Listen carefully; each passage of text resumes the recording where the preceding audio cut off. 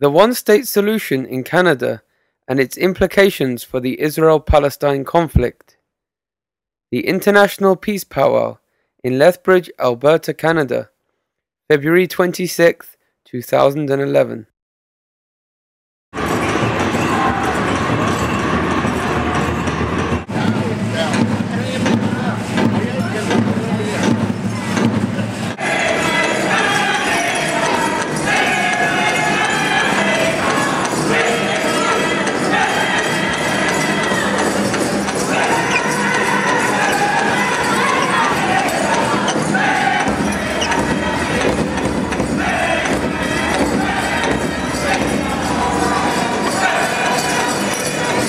Well, it should not be the case that we compare suffering to suffering, because obviously the indigenous peoples of Canada are victims of many forms of genocide.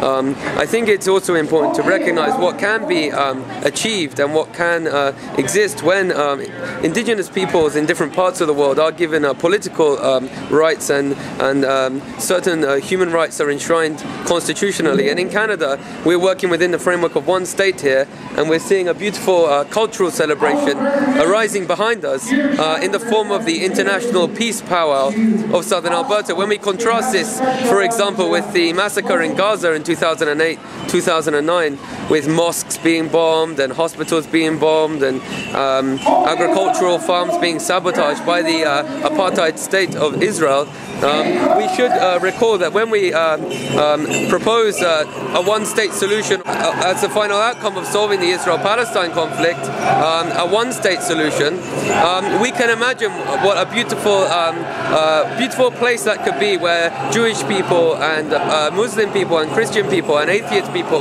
live side by side under one state. Here at the International Peace Powwow, we see people of Polish descent, people of British descent, people of German descent, coming together with the historic peoples of North America, the indigenous peoples of southern Alberta and northern Montana. I first came to this part of the world to live on the Blackfeet Reservation of northern Montana while my mother conducted research. And so the First Nations people here, I have an awareness that this isn't the case throughout the world, that many indigenous peoples find themselves being pushed aside and oppressed, and that is going on in northern Alberta. That resources in northern Alberta are a great source of contention, and it would be nice to see the cultural equality to be extended to economic equality in Canada.